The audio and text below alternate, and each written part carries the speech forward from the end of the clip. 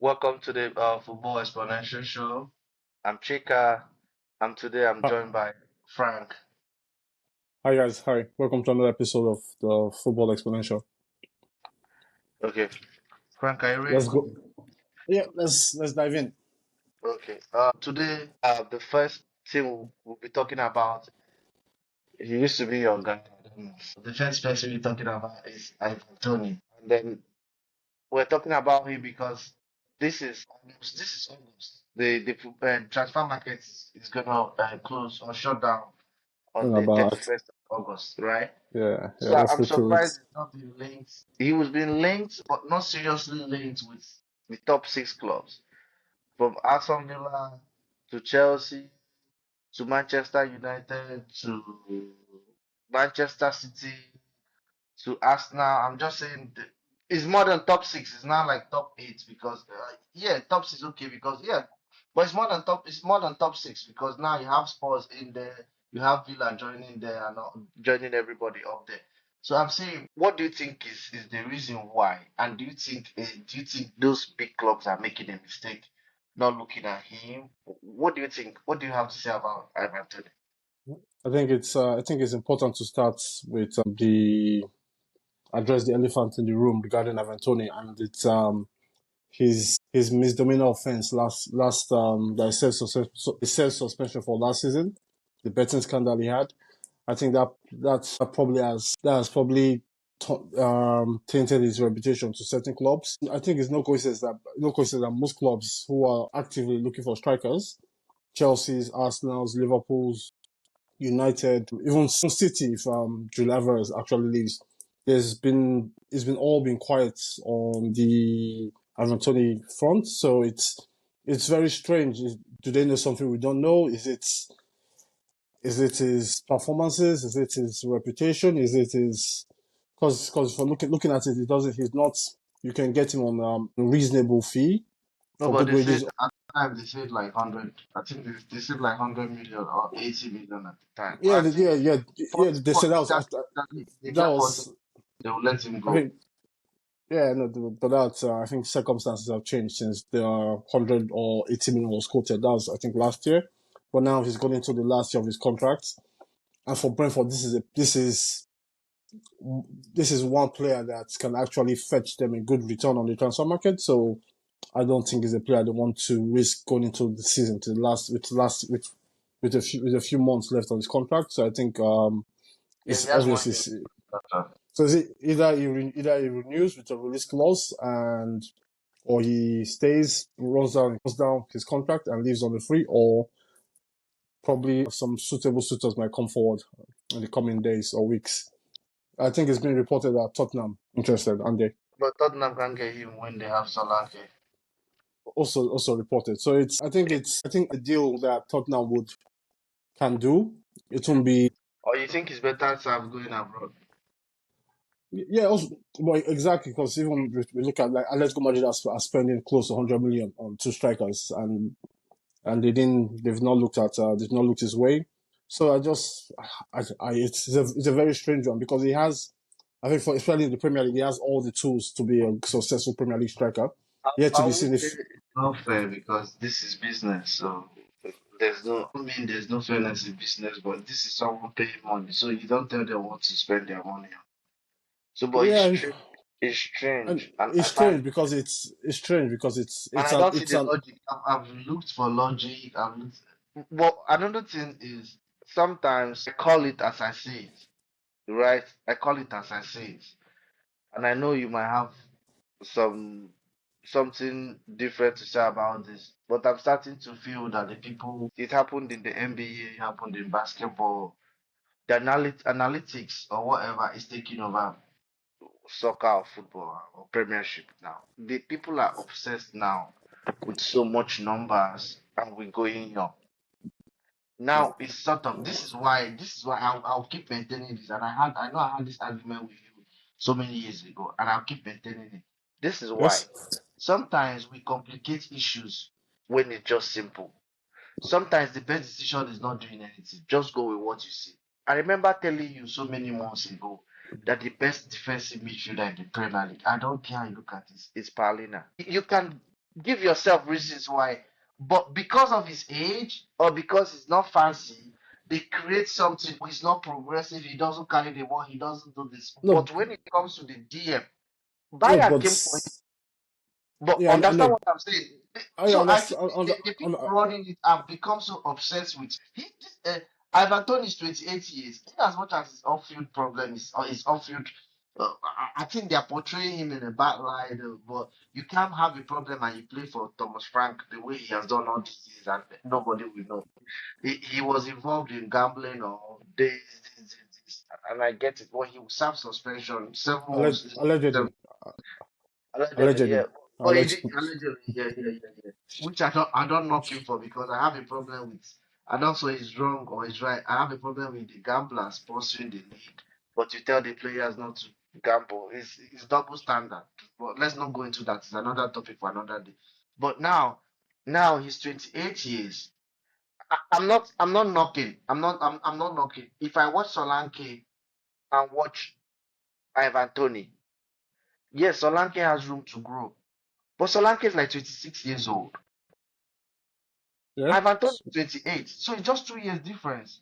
And now Solanke, I don't know, and I've not checked the stats as regards finishing. But there's no how you can tell me Ivan Toney is a more complete striker than Solanke. And yeah, Because but because it's because you just told me now that off the record that he's 5 foot. What did you say? 5 foot 10 inches, right?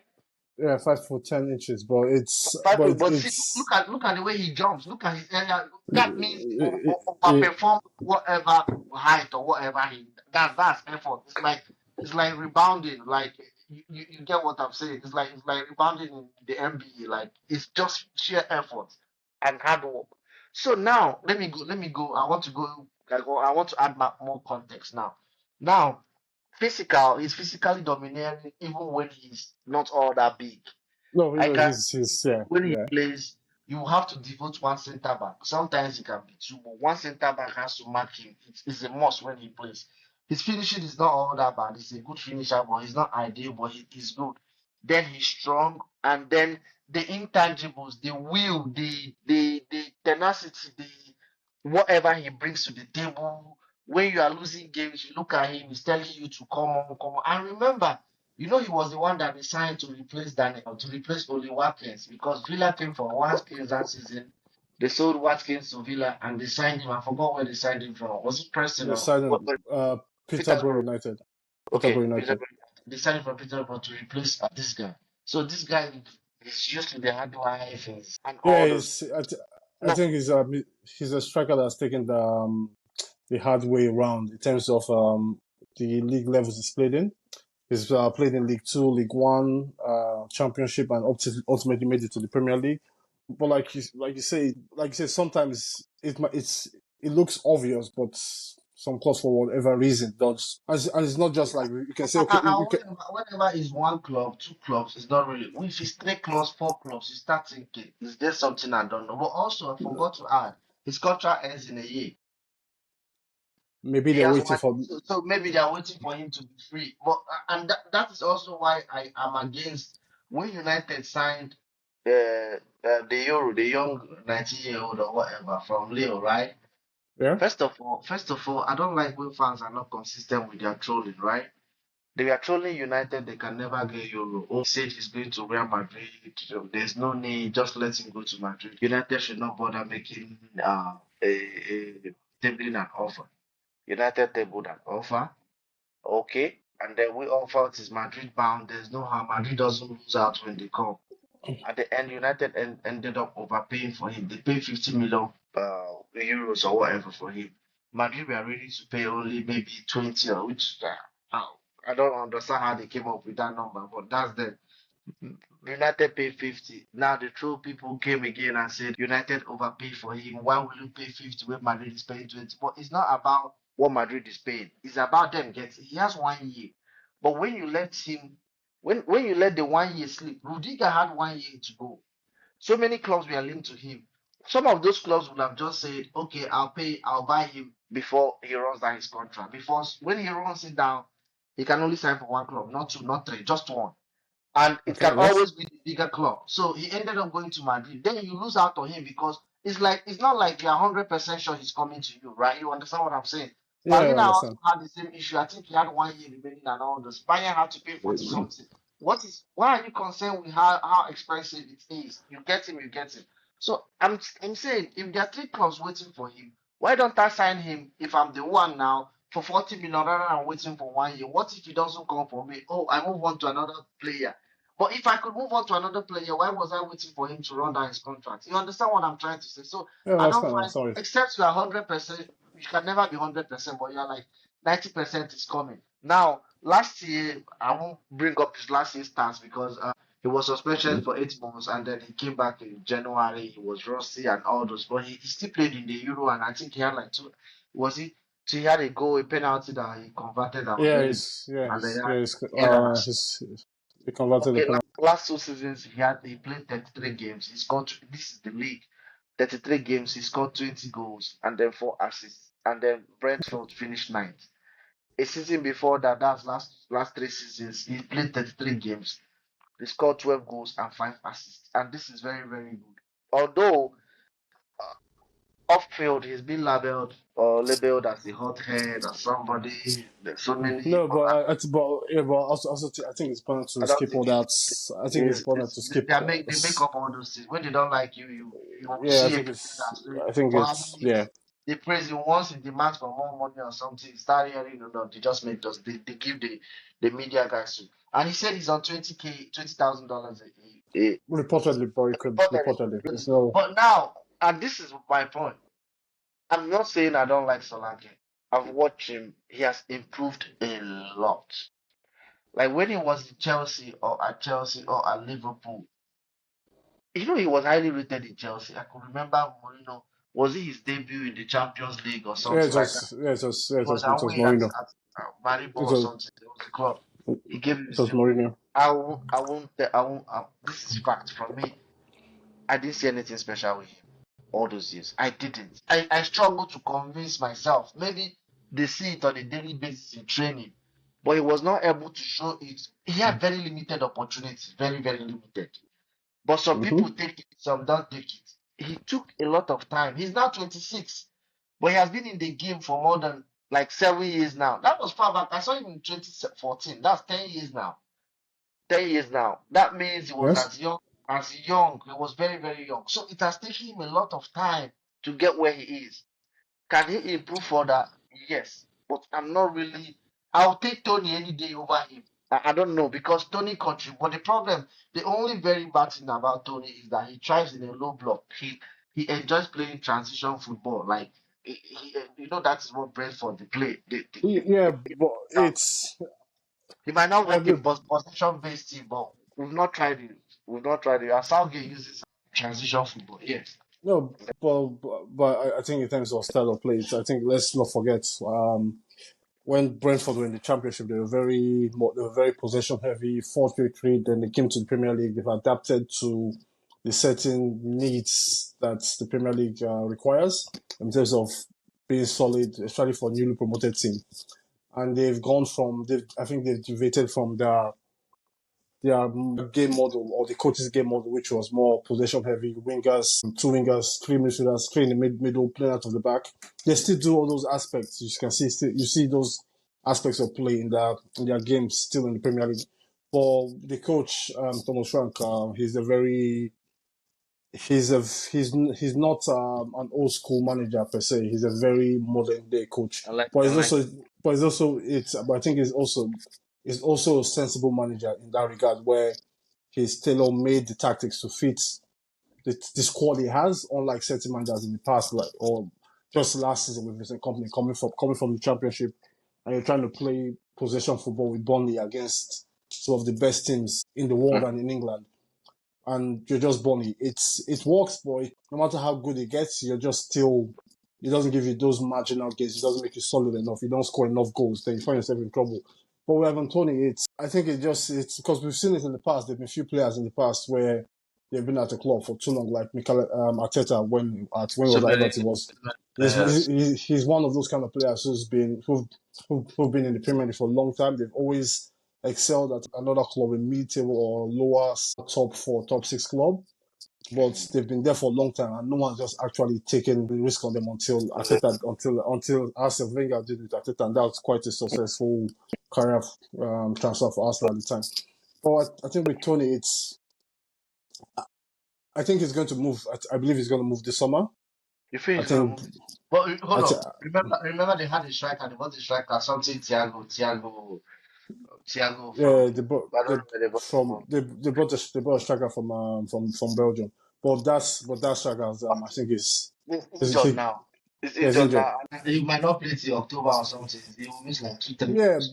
So but I you see, think they sell Tony when they remember what they went through without Tony. So I think if I'm Brentford, they were there for him when he was suspended, and also he was there for them. So is if I'm the yeah, both parties, I'll but extend for just I'll extend they for had no choice. They had no choice than yeah open yeah, that but they door. didn't So they but they didn't throw him under the bus.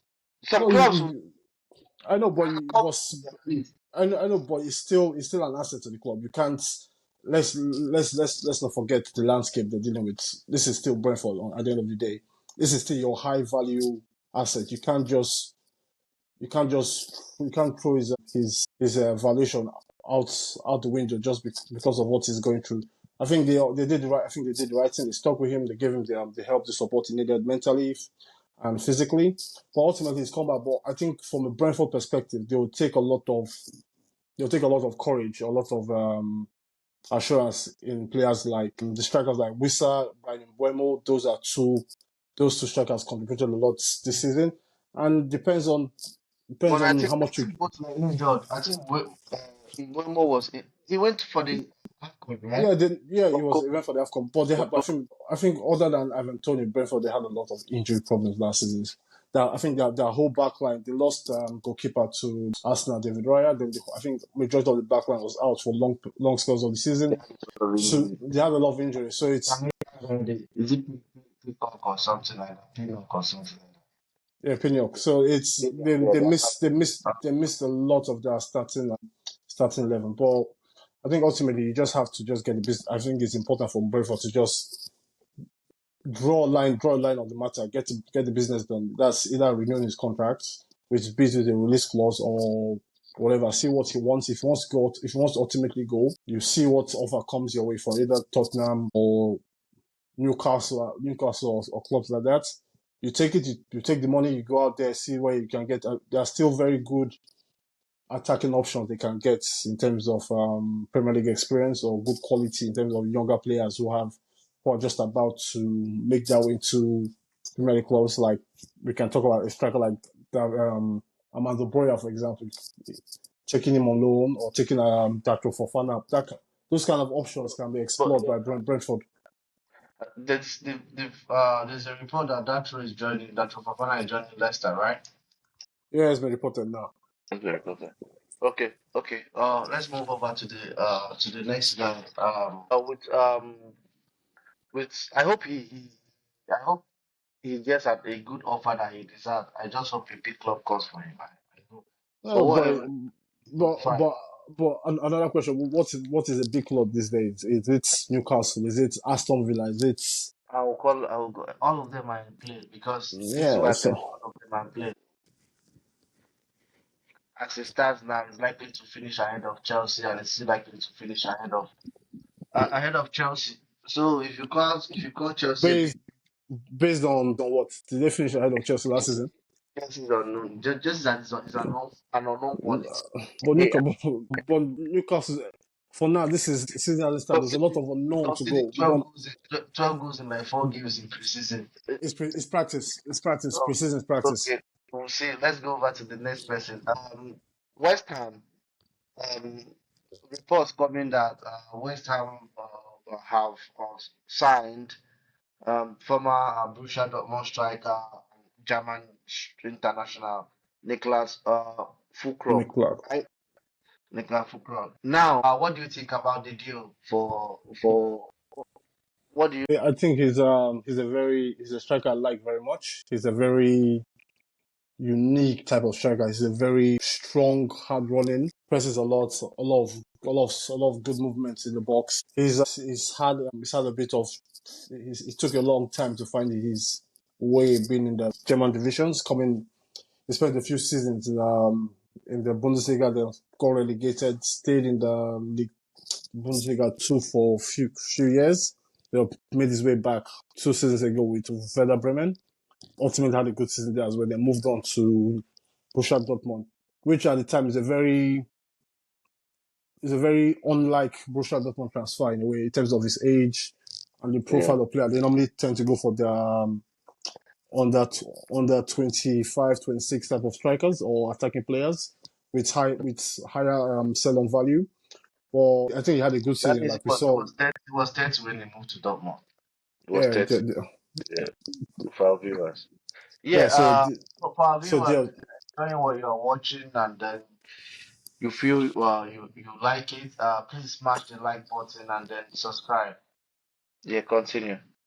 yeah. So he had I think Borussia Dortmund had a very up and down campaign in the league, but in the Champions League they were above average in Champions League, especially in the group stage. They came through a very hard group with Paris Saint-Germain, AC Milan, and Newcastle, and they had a strong run through to all the way through the Champions League final. He was a very troublesome prospect to handle in terms of for defensive teams or defenders at teams like at Newcastle. And I remember AC Milan at the San Siro found it hard to cope with his style of aggressive running and aggressive his very physical nature, very physical style of play. He's a very good finisher. He doesn't need a lot of chances to finish. He's a very good finisher, both with both feet, headers as well. And I think there's obviously a risk factor for West Ham I think with the amount of the amount they've paid for him, and I suspect he's going to be on good wages as well. And the age profile is something that if he comes in and he does well, you can bank on 2, 3 good seasons from him as an experienced striker in the Premier League, trying to push the club forward. But there's also the question mark: can he adapt quickly to the You adapt can he quickly. adapt can he adapt quickly to the But physical demands of the Premier League? you Well, adapt. I think all round it's a very sense. It's like you said with like Ivan Tooney, like one of strikers that are obvious. Score goals you see them score goals, scoring goals at Euro tournaments or assisting. Mm. Sorry, why they don't get moves? And with this one, he's one that has actually You moved on that to West Ham. you hit the ground running immediately. I don't think it Yeah, is at his age and with what he has experienced. Let me first of all for our viewers or for West Ham fans, Nicholas Fullkrug or Fullkrug is a late Fullkrug, bloomer. Fullkrug, okay. Nicholas Fullkrug, okay. He's a Fullkrug, late bloomer. I believe. It sounds more like no, the Scandinavian, but they say it's German. So he's a late bloomer, right? Now he was signed last season for 15 million euros from Werder Bremen. Dortmund signed him last season. Last season he played 50 games and then 17 assists with 17 goals and 11 assists. That's good. That's like 25. That's a goal or assist every game. And then his shots per game he shoots 2.1 shots per game, which is very, very good. And his 67 passing accuracy, which is still very, very good. Now, this is what makes him ideal. Like this is what I like about him is he's only 6'2". 6'2", he's not short, but No, he's a very there are so many top people. But he wins 3.5 area duels every game. That is high. You think because this is why I emphasize on this, and this is why I think he's a solid buy. I've known Antonio as someone who is difficult for defenders to play against and who thrives on the air or in the air. Now, Antonio win rates or area draws win rates is 1.9 per game. This guy but wins but 3.5. but I think it's also important to put this specific caveat if you're talking about Antonio that in recent years it's an Antonio play for David Moyes, and we all know with David Moyes that brings a different or a special kind of demands for strikers. And with this new coach at West Ham now, where Julian Lopetegui is Totally. more. totally too It's different. it's, it's a Sorry. it's a totally style. It's a totally different way from playing that they used to. But it's also important to also note that West Ham have some fantastic attacking players. They have Yeah, some. I They agree have, with that. But so then, they are so and I think I if think there this was can if just there was be a time if there was a time they had to move, I understand. I wouldn't have kept Moyes, but some people feel they could have kept him for what he had achieved. I understand. I don't have a problem if you keep him, but I wouldn't have kept him. But this is why I like what the owners have done or the executives. They gradually moved the club, gradually before they moved Moyes. They did move Moyes first and then panic. They have Kudus. They have the Mexican defensive midfielder. They have Ward Prowse. They have Paqueta. They have Jared Bowen. So they have the players that any manager can come in and set his team to play with. So I think they did a very good job. They have the Q man they've just bought now. And there's a report that Consumer is on his way to Saudi Arabia. We can always talk about that one another day. So the squad is good. So having him having him in the team is also good. Now, in terms of ball control, he controls the ball only 1.9 times in every game. Antonio, but another thing is I was so appreciative of Antonio, right? Because I yeah. felt he was always every season overachieving whatever you felt he could do. Like he was overachieving, and I can no longer call it overachieving because he did it consistently. So that means he knows how to do it. That means to me, I'm underrating him. But I've seen it very recently that he has done downhill. Is he age? How old is he? He's like 30 something. I th- I think it's So, I so think it's it, he's getting a bit older and with some niggling injuries here and there, it's kind of it's affected his game overall. So then the German guy is intelligent of the ball, he positions well, and then also he has very good link of play. Then he occupies the field, and he can also play in 4-3-3 or 4-2-3-1. But Lopetegui now plays three, I think it's 3-5-2-1. That's what he played the last game. I don't know, but he has the players to play three-man defense. He has the players to play. The bad thing or the bad news with him is, and this is what I struggled with at the beginning. You know, I watched him last season. It took me Yeah. like I had to look at the stats first of all to appreciate him. He's not flair. He's not a flair player. No, He, but he's not fancy. it's He's not fancy. When you watch him, you know when you get used to seeing fancy strikers do step overs, dribble, take players on. You don't need to no, be he doesn't. No, he's little. not. Okay, let me give you He's he. somebody that is not fancy but I appreciate the Lord. Gerard Bowen, for example. But you see the way he carries the ball for long. Fullkrug is not really that kind of a player. He's very. He's not fancy. So you have to really, and then you have to really watch him to really appreciate him for some time. But another good thing I give to him is he's a good game player. He's a big game player because he's the one that scored the equalizer against Atletico Madrid the other time, and I think they won the game and they proceeded to the was it the semi-final against PSG or the quarter-final against PSG again. He scored the only he scored the Semi only final. goal again. So he's a big game player, and then but he's not intensive or high pressing. He's not really that sort of player. But he had an ACL that kept him out of the season in 2019-2020 season. I had to Ah, check that okay. out. He had Yeah. an ACL, yeah, that kept he had some nagging injuries, but not really. But he has. Then also look at the list. I had this: Andy Carroll, Ashley Fletcher, Benny McCarthy, Danny Ings, Gianluca Scamacca, Island, John Carew, Lucas West Ham have blown so much money looking for strikers. It hardly never works. Every other person has come, and Antonio have always displaced them. Antonio has always been the big boss in that club for years. I pray for the first time that this move works out for them. Bro, I Mm-hmm. think he will hit the ground running immediately. I think if they can, I think it's a player that needs a good amount of service, and he will get. I think he'll get sizable amount of goals this season. I think he'll be he will cause a lot of a lot of defenders issues because nowadays not a lot of defenders know how to defend against his profile of a striker where they're very physical. They move. they're more Yeah. active inside the box than because now you see a lot of strikers coming short, spinning, going out wide, coming, creating chances for their teammates. But a player that just stays in the box was very it comes alive in the box when cross is And coming. yes, he knows Is a how very knows how to position. I He think has it's always going to be a at the right challenge place to defend at against the this right season. at the right time. Okay, finally we end with let's end with your guy. I think he might be in recent memory, he might be the most under appreciated or underrated striker or not attacker or forward the Premier League in recent memory. That's Son Heung-min. That's Son. His contract, he has 1 year to go in his contract. If you're Tottenham, do you extend him or do you It's just it's I think with Son it's obvious you have to. I think it's still for where Tottenham are, where Tottenham are trying to be at. Son is going to play a big role in trying to get Tottenham back into Champions League places or challenging for titles or cups.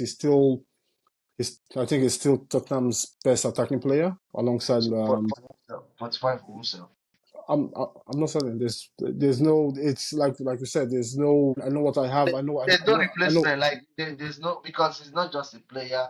He's a No, leader. he's a There- leader. He's a leader. You can't He's a replace leader. him. Whoever comes in, even if he scores 100 goals, might not be able to bring the same thing he brings to the table. But I think it's also important to add that, in my opinion, I don't think Son is the same player he was No, it's not. um, It's past. So not. I think Tottenham have to be smarter, or the coach has to be smarter in terms of getting that tactical fit, getting him on the pitch instead of getting more central and closer to goal because he's one of the best finishers in the league. Not You know, sticking him out wide. all since we've been talking about it was the start I was looking at. I was thinking last season was like an aberration, like he didn't do well last season. Do you know he scored 17 goals last season and 10 assists in 35 games? That's good. And as always, he missed a few games as well with injury. So I'm looking at this and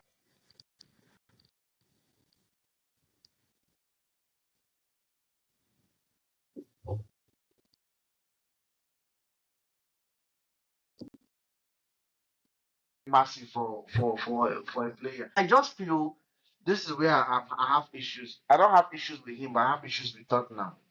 I feel they mismanaged him because if you had him and you had Kane, you have everything to win. I just feel that at that position they were for so many years, you had him, you had Ali at the time. Okay, Ali went back and Ali went downhill or whatever. You had Ericsson didn't want to extend. But you could, if you have those two players, you could build a squad with them. It's like Arsenal now having But they did build a squad that no, went to a Champions they League. blew the money by buying Dombele. They went cheap. No, but it's. I also think you have to for your with clubs these days with your ambitions and the pressure from the fan base. You also have to come to terms with the reality of the situation where if you're a Tottenham with back with Pochettino with the Ericsson's sons, Dele Alli and Harry Kane, and you're challenging against the likes of Chelsea then for I think for about 4 years they were challenging with Chelsea. Man City came, Liverpool with Klopp.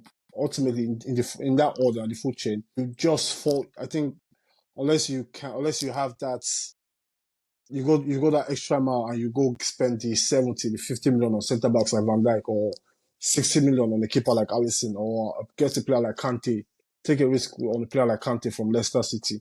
Those kind of transfers to push over the hill, you ultimately fall short. And when you go into cup games and then you question the manager at the time, Pochettino's in-game adjustment to in big games like semi-finals against semi-finals semi-finals against United and Chelsea, and the final against Chelsea as well. And so it's all this. I think you can say we can sit here and say, okay, they could have won something or they could have done more. But it's also the once upon a time they got to a League Cup final and they sacked the coach Mourinho a Uh, week before the final.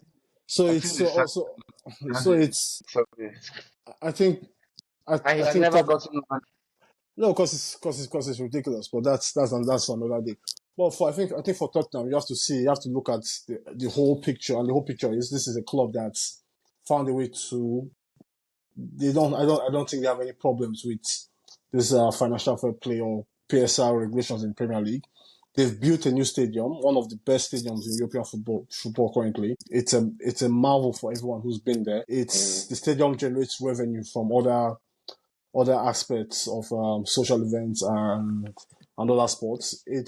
That's where you are. You have this amazing stadium. You can also, the question, can we get a bit more in terms of getting one or two to increase the potential of the squad? But I think Tottenham are I think they're in a very fantastic place. In a very, I think for once in recent years, I think they have a coach that they trust, that the fan base No, trusts a lot. the only problem I have with this guy is reluctance to change with his No, defensive step. They are no, so but open, no, but but his he won't. in-game management, his No, in-game management, his but he won't. recruitment, improving the players. Yeah, he has been very, very, very. Like No, the reason why I knew, or one of the reasons why I really, really admire him and I really respect him, Postecoglou, no matter what you tell me, is there's a player in that team I gave up on. I just felt like this guy kept making mistakes. That's Emerson Royal. But he came in oh, and he used as a center back, and he didn't yeah, play. But at least I never knew that he could even change. Conte never used him even as a right back. He kept complaining, but he came in, he used him as center back, and I was like, this manager is someone that can use players that are not ideal for his system, but he can still get something from them. yeah, So but I know, yeah, but I agree with you, and this is where I feel Tottenham, especially in regards to the fan base, this is where they have issues with the club in terms of doing a bit more in the transfer market to improve the team. So we all know, like a good example, you said Emerson Royal. He wasn't necessarily Conte's cup of tea. They've tried to move him on. Postecoglou has found a way to use him either as a inverted left back or inverted right back or sometimes a centre back. But ultimately, he's not good or he's not of the level. But the question has always been for Tottenham, okay, we know this player is not good enough. Can we get him off the books and bring in another player or invest heavily in those positions to take the team to the next level?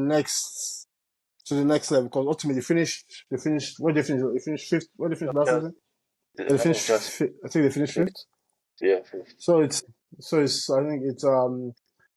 think I think there's a lot of question marks you ask, but I And think Tottenham are in a good state. also what he did with Bissouma, I don't know if it's Bissouma is something must be really wrong with Bissouma. Like what he did with Bissouma and Pepe Sarr, the beginning of the season, using them No, like Papa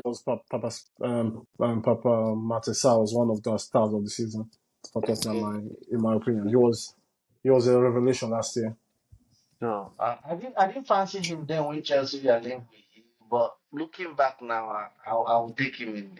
I'll take him. I'll take him. Who's that? Porto. Postecoglou? Oh, That's oh, really? This time. I'm not really Let, bought let's in into what he's see what selling. let's see what Maresca will do. He's already blaming the other manager. He hasn't stayed even for like. Oh.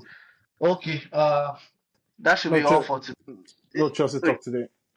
no. We'll do that tomorrow. We'll We'll keep you talk about updated with. Omoro Dion and then other players. Yeah. Thanks for today. You have anything for audience? No, I think we've covered quite a lot today, and we're going to be back tomorrow with more players and more clubs to cover in terms of transfer movements. And as always, thank you for the support and Yeah. hit the like button down below and leave a comment with any questions or any Oh, topics you'd like us to cover. yeah. That'll be interesting. Okay, thank Okay, you. cool. Bye. Thank you. Bye.